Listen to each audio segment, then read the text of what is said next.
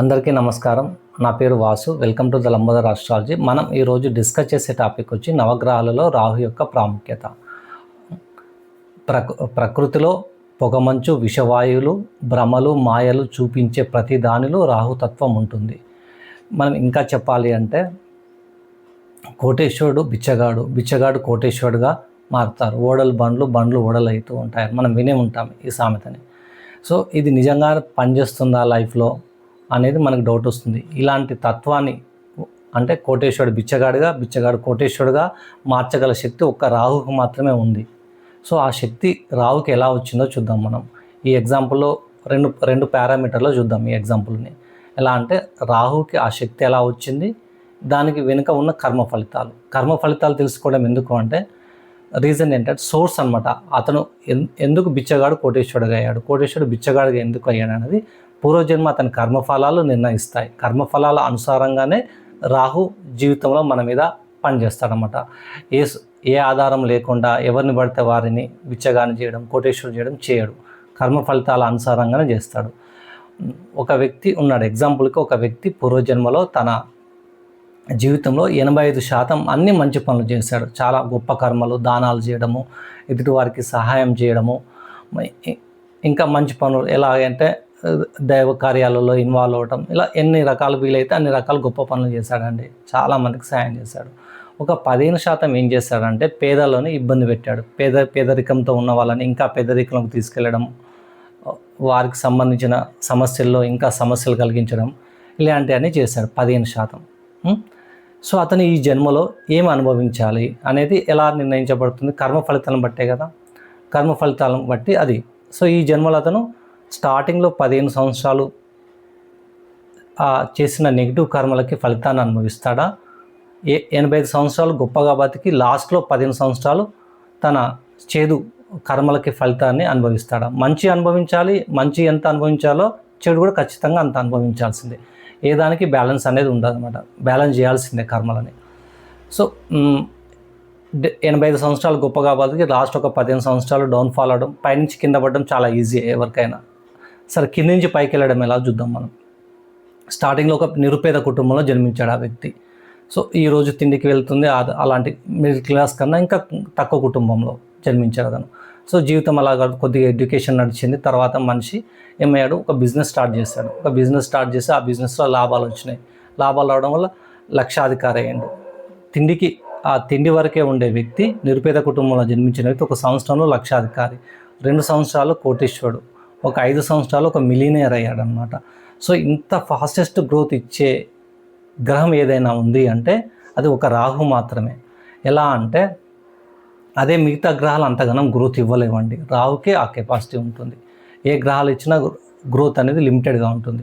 So ఇక్కడ ఇంత శక్తి రాహుకి ఎందుకు వచ్చింది అనేది ప్రశ్న అనమాట. మనకి రీజన్ కావాలి. ఎందుకంటే రాహు ఏంటండి, రాహు తల మాత్రమే ఉంటాడు. మొండెము, 2 చేతులు 2 కాళ్ళు ఉండవు రాహుకి. తలలో ఏముంటాయి? కళ్ళు ఉంటాయి, చెవులు ఉంటాయి, నోరు ఉంటుంది, మాట్లాడడానికి వాగ్దాటి ఉంటుంది, తలలో బ్రెయిన్ ఉంటుంది, ఆలోచించగల శక్తి ఉంటుంది, చూడగల శక్తి, వినగల శక్తి ఉంటుంది. ఇవి మాత్రమే రాహుకు ఉన్నాయి. ఎక్కడికన్నా రాహు వెళ్ళాలంటే నడుచుకుంటూ వెళ్ళలేడు. అమృతం తాగాడు కాబట్టి, దైవశక్తి ఉంది కాబట్టి గాలి మాధ్యమంగా తను ఒక ప్లేస్ నుంచి ఇంకో ప్లేస్కి వెళ్తాడు అంతే. తను మిగతా శక్తులు లేవు. సో ప్రకృతి నియమం ఏంటంటే ఏదైనా ఒక బలహీనత శారీరకంగా ఇచ్చినప్పుడు ఆ బలహీనతను భర్తీ చేయడానికి మన శరీరంలో ఒక శక్తిని ప్రవేశపెడుతుందన్నమాట. దాన్ని భర్తీ చేయడానికి ఇంకొక శక్తిని పెడుతుంది. ఆ శక్తిని కనిపెట్టడమే జీవితం యొక్క విజయం అన్నమాట. దాచిపెడుతుంది ఆ శక్తిని, మనం బయటికి తీయాలన్నమాట. మనం ఇంకా సింపుల్గా చెప్పుకోవాలంటే, మనం కళ్ళు లేని వాళ్ళు చాలామంది మీరు చూసే ఉంటారు. వాళ్ళకి చెవులు అనేవి చాలా షార్ప్గా పనిచేస్తాయి. కళ్ళు చెవులు చేసే 2 పనులు చెవులే చేస్తాయి వారికి. ఇంకా మన మనుషులకును జంతువులకు కంపారిజన్లో చూద్దాం మనము. మానవులకి 2 కాళ్ళతో 2 చేతులతో జీవిస్తాడు మానవుడు. అదే జంతువులు 4 కాళ్ళు ఉంటాయి, జంతువులకి 2 చేతులు ఉండవన్నమాట. సో 4 కాళ్ళే ఉంటాయి. అవి చేతులతో మనం భోజనం చేసినట్టు అవి భోజనం చేయవు చేతులతో.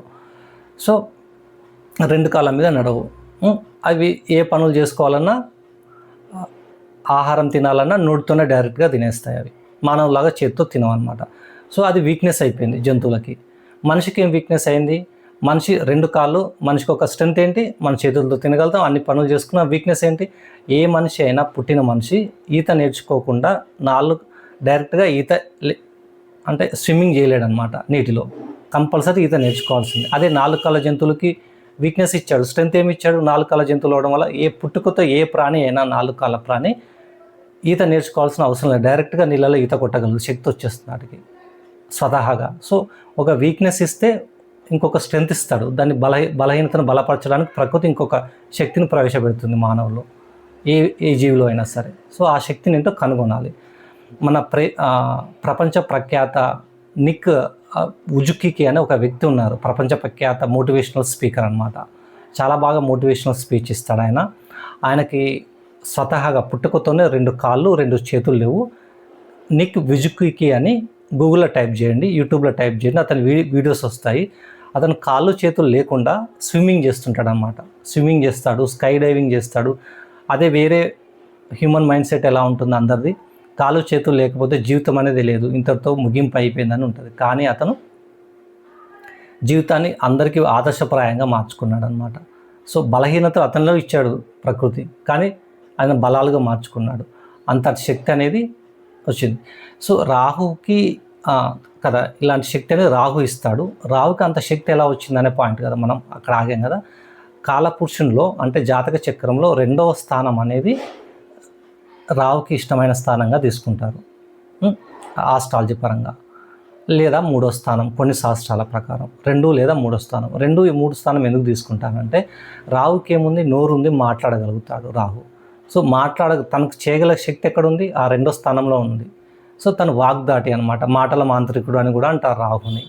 సో ఆ శక్తి అంతా రాహుకి అక్కడ వస్తుంది. ఇంకోటి ఏంటి, రాహుకి బ్రెయిన్ ఉంది, బుద్ధితో ఆలోచించగలుగుతాడు. బుద్ధి అంటే ఎవరండి, ఏ గ్రహము, బుధ భగవానుడు, బుధ గ్రహము కాలచక్రంలో ఎన్నో స్థానాలకు అధిపతి, 3వ స్థానానికి మిథునానికి, 6వ స్థానం కన్యకి అధిపతి బుధుడు. సో 3, 6లో గోచారంలో కానీ జాతకంలో కానీ రాహు చాలా బలవంతుడు. మనకు తెలుసు 3, 6లో ఇంకా 3వ స్థానంలో అతి బలవంతుడు అనమాట. ఆల్మోస్ట్ ఆల్ దిగ్బలం పొందినంత శక్తి వస్తుంది 3వ స్థానంలో రాహుకి. రాహుకున్న కెపాసిటీ ఏంటి, చేతులు కాళ్ళు లేవు, ఉన్న ఒకటి వాగ్దాటి. 3 అంటే ఏంటంటే ఏం మాట్లాడాలని అనుకుంటున్నాము, కమ్యూనికేషన్ ఏం చెప్పాలనుకుంటున్నాము. 2 ఏంటి, ఏం మాట్లాడుతున్నాము, డెలివరీ అనమాట 2వ స్థానం. సో ఈ రెండింటికి పొంతన అనేది రాహుకి పర్ఫెక్ట్గా సింక్ అవుతుంది. అందుకే రాహు ఆ స్థానాల్లో చాలా బలవంతుడుగా ఉంటాడు 3వ స్థానంలో. సో రాహు తన మాటలతో మెజిషియన్ లాగా, ఒక మాటల మాంత్రికులాగా మాయ చేయగలుగుతాడు మాటలతో. సో ఈ బలహీనతలు ఇచ్చిన ప్రకృతి రాహుకి కాళ్ళు చేతులు లేకపోవడం, తన బలం ఏంటి, ఇప్పుడు ఉన్న వాటినే ఉపయోగించుకోవాలి. ఆ బలం ఎక్కడ ఉంటుంది, 3వ స్థానంలో బుద్ధితో ఉపయోగిస్తాడు, మరి మాటలతో.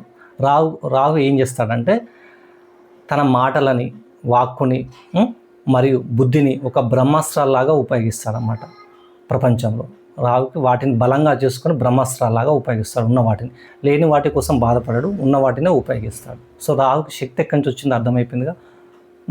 ఇంకోటి, రాహు మిథునం అనేది వాయుతత్వ రాశిలో రాహు దిగ్బలం పొందినంత శక్తి వచ్చింది, ఆల్మోస్ట్ అంత శక్తి అనమాట. దిగ్బలం అని ఎక్కడ శాస్త్రాల్లో మెన్షన్ చేయలేదు, కానీ అంతటి పవర్ ఉంటుంది అక్కడ. ఎందుకంటే వాయుతత్వ రాశిలో రాహు స్ప్రెడ్ అవ్వగలుగుతాడు అనమాట, ఈజీగా వెళ్ళిపోగలుగుతాడు, స్ప్రెడ్ అవుతాడు. గాలితో వచ్చే ఎటువంటి జబ్బులకైనా రాహువే ఆధిపత్యాన్ని వహిస్తాడు. మొన్న రీసెంట్గా వచ్చిన కరోనాకు కూడా అధిపతి ఎవరు, రాహువే అనమాట. రాహు ఆ టైంలో ఎక్కడున్నాడు, గోచారంలో మిథునంలోనే ఉన్నాడు. సో వాయుతత్వం పరంగా వచ్చే వ్యాధులు, కమ్యూనికేబుల్ డిసీజ్ అన్నిటికీ అధిపతి రాహు. రాహుకి శక్తి ఎలా వచ్చిందో మనకు అర్థమైంది. తన యొక్క బలహీనతలను బలంగా మార్చుకునే శక్తి ఉంది, ప్రకృతి ఇస్తుంది. అదొకటి. కర్మ అనుసారంగానే రాహు మనిషి మీద పనిచేస్తాడు. తన ఇష్టం వచ్చినట్టు ఎవరిని పడితే వాళ్ళని బిచ్చగాని చేయడు, ఎవరిని పడితే వాళ్ళని కోటేశ్వరుడు చేయడు. ఆ ఫార్ములాకి మనకేంటో నిజమేంటో క్లారిటీ వచ్చేసింది. నెక్స్ట్ వచ్చేసి ఇంకా రాహు తత్వాలకు వెళ్ళే ముందు, మంచి కాన్సెప్ట్లోకి వెళ్ళే ముందు రాహు యొక్క జననం గురించి తెలుసుకుందాం మనం. రాహు జననం ఎలా అంటే, కశ్యప మహర్షి మరియు సింహిక మాత ఇద్దరు దంపతులకి జన్మించినటువంటి వాడు స్వరభాను అనమాట. రాహు యొక్క ముందు పేరేంటి, స్వరభాను.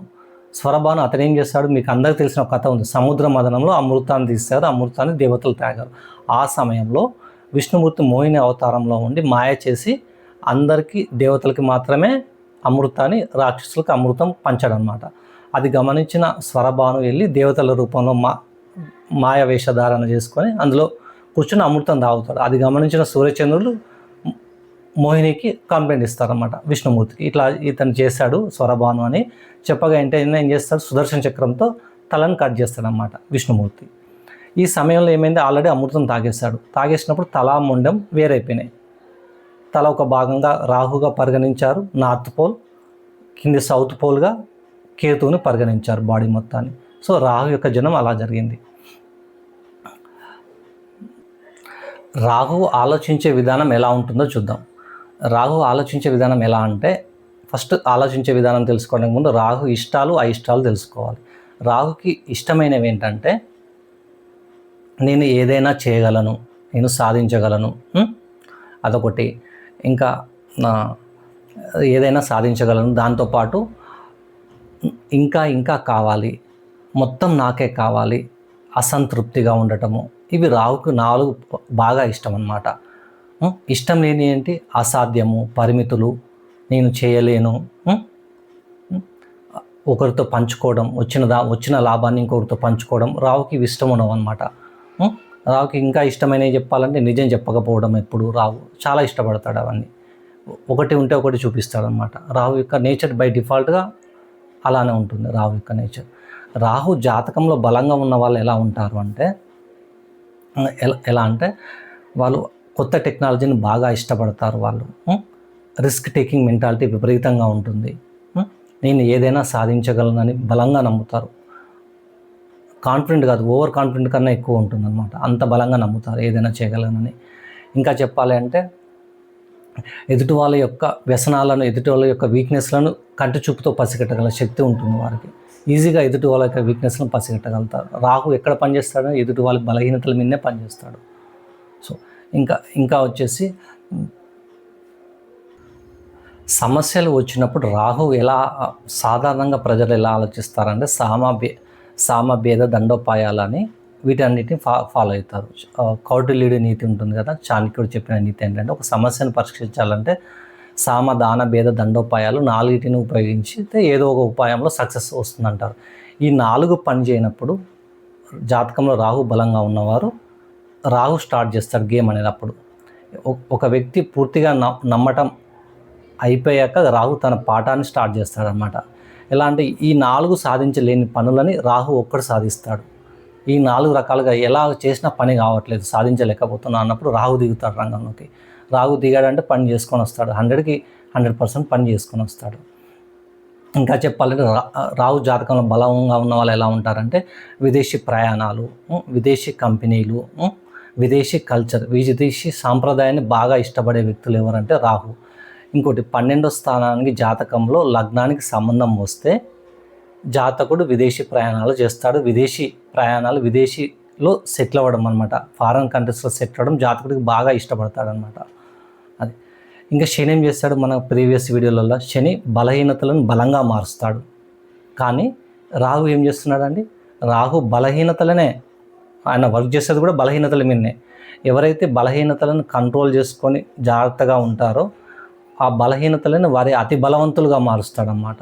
బలవంతులుగా కాదు, అతి బలవంతులుగా, ప్రపంచంలో ఫేమస్గా, ఒక సిటీలో ఫేమస్ ఎలా అంత గొప్ప స్థాయికి తీసుకెళ్తాడు. అదే బలహీనతలను కంట్రోల్ చేయలేకపోతే ఆ బలహీనతలకు వ్యసనంగా మారి జాతకుడు అంతమైపోతాడన్నమాట. రాహు 2 ఇస్తున్నాడు. ఏది నిర్ణయించుకుంటావు ఏది అనేది మన చేతుల్లో ఉంటుంది. రాహుకి కాలపురుషుని చక్రంలో సొంత రాశి అంటూ ఎక్కడా లేదు 12 రాశుల్లో. సో ఏదనేది మనమే నిర్ణయించుకోవాలి. సో అందుకని రాహుకి సొంత రాశి ఇవ్వలేదన్నమాట. ఇస్తే విపరీతమైన బలవంతులు అధికంగా మిగతా అన్నిటినీ విధ్వంసం చేసేస్తాడు అనేసి రాహుకి సోర్స్ అనేది మనమే ఇవ్వాలి. ఆధారం ఇచ్చిన దాన్నే కొండంత చేసి చూపిస్తాడు అన్నమాట. ఒక ఇసుక రవ్వని చూపిస్తే దాన్ని కొండంత చేయమన్నా చేస్తాడు రాహు. అంతటి శక్తివంతుడు అన్నమాట. రాహు ఈ బలహీనతలు బలాల మీద పనిచేస్తాడు కదా, బలహీనతల మీద ఎస్పెషల్లీ బలహీనతల మీద 2 రకాలుగా పనిచేస్తాడు. అదేలా అండి, ఒక రకంగానే పనిచేయచ్చు కదా అంటే కాదు, 2 రకాలుగా పనిచేస్తాడని చెప్పాను కదా. దానికి ఒక ఎగ్జాంపుల్కి వెళ్తే క్లారిటీ వచ్చేస్తుంది మీకు. ఎలా అంటే, ఒక కెసినో గేమ్ గోవాలో లాస్ వేగస్లో గేమ్స్ ఉంటాయి కదా, కండక్ట్ చేస్తారుగా, అందులో బెట్టింగ్స్ అన్నీ నడుస్తుంటాయి కదా. సో సట్టమట్ట ఒకటి, స్టాక్ మార్కెట్ ఒకటి.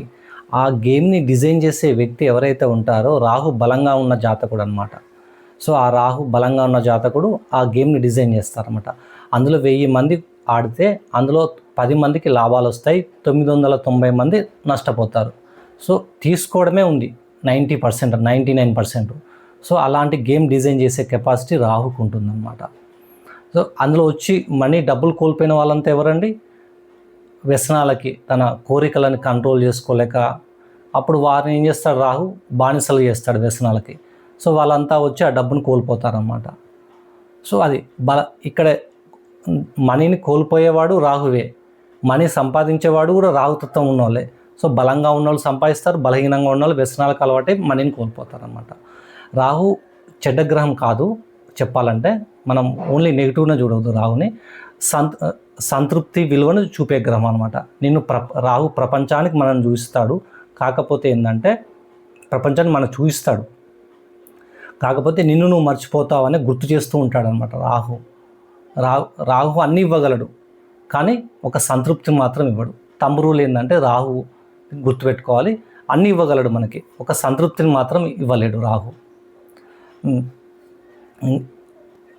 రాహుకు ఒక నేచర్ ఉంటుందండి డిఫాల్ట్గా. ఎలా అంటే రాహు అనే కాదు, రాహుకేతులు ఇద్దరికి వీళ్ళకి ఒక నేచర్ ఏంటంటే ఏది ఉచితంగా ఇవ్వరండి. ఏదైనా ఒక మూల్యం చెల్లించాలన్నమాట.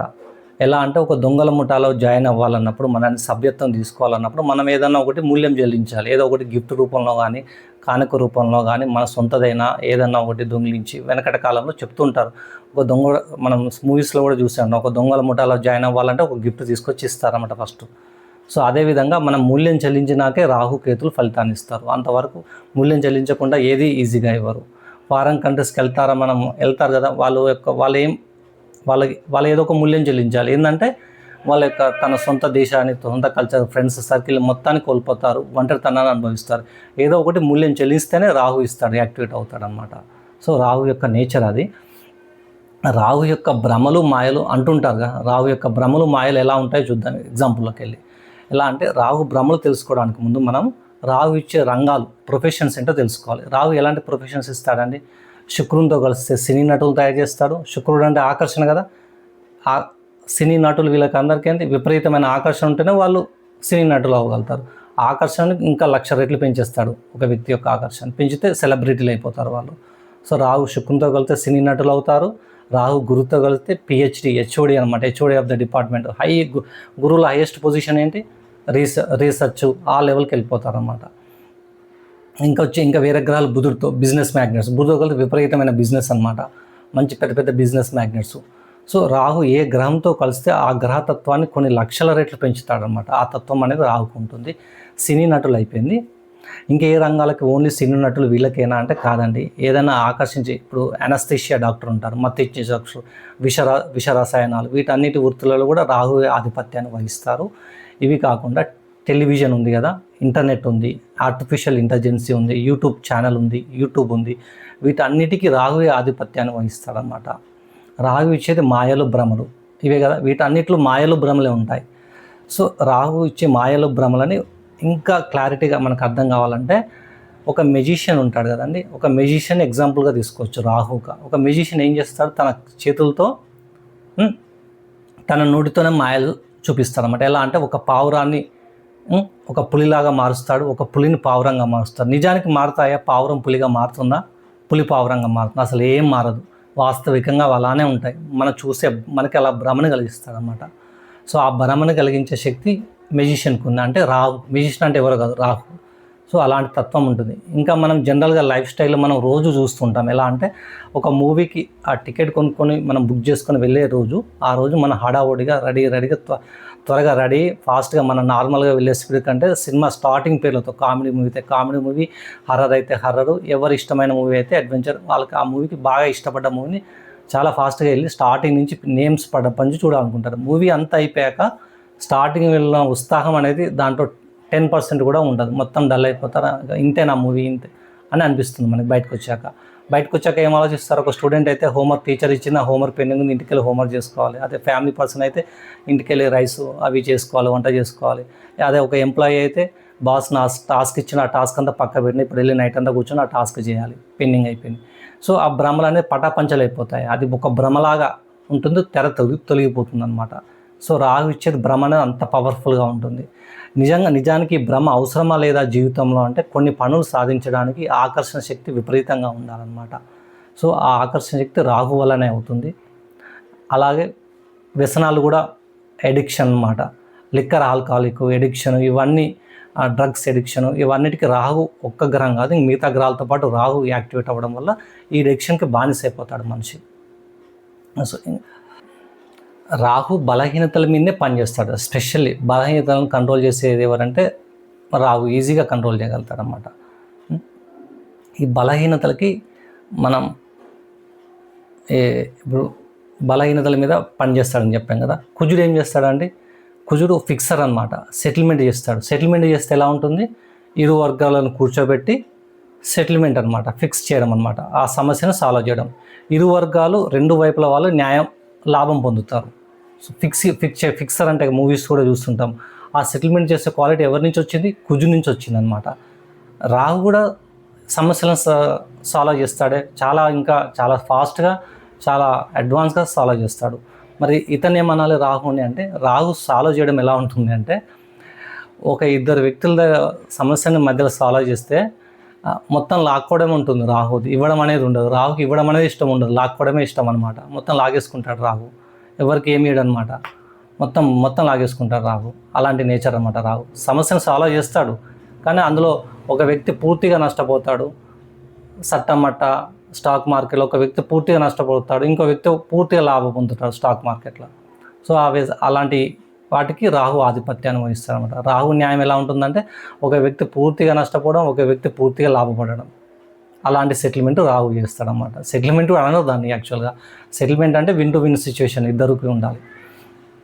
మనం ఇంకా జాతకంలో 2వ స్థానంలో రాహు ఉన్న వాళ్ళకి మనం చూస్తుంటాం. వ్యసనాలు కాబట్టి చెప్తున్నాను. 2వ స్థానం రాహు ఉన్నవాళ్ళు, లేదా 2వ స్థానాధిపతికి రాహు సంబంధం నక్షత్రపరంగా కానీ ఉన్న వాళ్ళకి ఆ గ్రహంతో రాహు కలిసి ఉన్న ఏమవుతుంది, వారికి వైన్స్ టెండర్లు అనేవి లక్కీ లాటరీలో తగులుతాయి. వాళ్ళకి స్వతహాగా వాళ్ళు వైన్స్ టెండర్లో లాటరీ వేయడం ఇష్టపడతారు. ఆ లాటరీలో వాళ్ళకి తగులుతాయి అన్నమాట. అలాంటి ఈ రాహు 2వ స్థానానికి సంబంధం ఉన్న వాళ్ళకే వైన్స్ టెండర్స్ వస్తాయన్నమాట. వేరే వాళ్ళకి, మిగతా వాళ్ళకి రాహు, వాళ్ళకి రుణం ఉండదు కాబట్టి వాళ్ళకి రావు అన్నమాట. ఎందుకు వాళ్ళకే వస్తాయి అంటే రీజన్ ఏంటంటే, పూర్వజన్మలో సేమ్ ఒక చిన్న స్టోరీ లాగా ఇందాక చెప్పిన ఒక వ్యక్తి చాలా పుణ్యాలు చేస్తారు. ఆ వ్యక్తి పుణ్యం వల్ల ఎలా ఉన్నాయంటే, కొన్ని లక్షల మంది దాటిపోయాయి అనమాట. లక్షల మందికి దాటిపోయాయి పుణ్యాలు, వేల మందికి కాదు, లక్షల మందికి దాటిపోయాయి. ఆ పుణ్యాలు ఏం చేస్తున్నా వాళ్ళందరూ వీళ్ళకి ఈ వ్యక్తికి రుణపడిపోతే ఈ జన్మలో రుణం తీర్చుకోవాలి కదా వాళ్ళందరూ. మరి తీర్చుకోవాలంటే ఈయన గురువు వచ్చాడు అనుకో, గురువు ఒక ఎడ్యుకేషన్ సంస్థ స్టార్ట్ చేస్తే ఒక 10,000 మందే స్టూడెంట్స్ ఉంటారు, 3 బ్రాంచ్లో 4 బ్రాంచ్ల్లో. సో 10,000 మందే వచ్చారు, ఇంకా 90,000 మంది రుణం రావాలి, రిటర్న్కి రాదు. బుధుడు వచ్చాడు, ఒక బిజినెస్ మ్యాన్, 20,000 మంది, ఇంకా 80,000 మంది పెండింగ్ ఉంటారు. ఇట్లా ఏ గ్రహం వచ్చినా సరే ఈ కర్మను బ్యాలెన్స్ చేయడానికి సరిపోదు. ఒక రాహు వస్తే మాత్రం కర్మను బ్యాలెన్స్ చేస్తారు. ఎలా బ్యాలెన్స్ చేస్తారో, ఒక వైన్ షాప్ ఓపెన్ చేయించాడు ఆ వ్యక్తితో. వైన్స్తో టెండర్లో లక్కీ లాటరీ వైన్స్ వచ్చింది. చదువుకున్నవాడు, చదువుకునేవాడు, ఉన్నవాడు, లేనివాడు, మిడిల్ క్లాస్ అందరూ అనమాట, ఏ క్లాస్ సంబంధం లేదు. పబ్లిక్లో 90% పీపుల్ వైన్స్లో విస్కీ లిక్కర్ తీసుకుంటారనమాట. తెలుసు కదా, అందరికి తెలిసిన సత్యమే ఇది. సో వాళ్ళు కొనడం వల్ల వాళ్ళ ఇతనికి లాభం వచ్చింది. సో అతను వాళ్ళ రుణపడిన అదంతా బ్యాలెన్స్ అయిపోయింది. వాళ్ళు రుణం తీర్చేసుకున్నారు, ఇతనికి కూడా రిటర్న్ వచ్చేసిందామని, పోయిన జన్మ చేసిన పుణ్యానికి ఈ జన్మలో వాళ్ళ నుంచి రిటర్న్ అయిపోయింది. సో అక్కడ బ్యాలెన్స్ అయిపోయింది. అంటే బలాల పైన, ఇక్కడ చూడండి, బలాల పైన పట్టుకుంటే ఒక లిమిటేషన్స్ అని ఉన్నాయి, కానీ బలహీనతలను పట్టుకుంటే అంతు లేదనమాట. రాహు సిద్ధాంతాన్ని ఏం నమ్ముతాడు?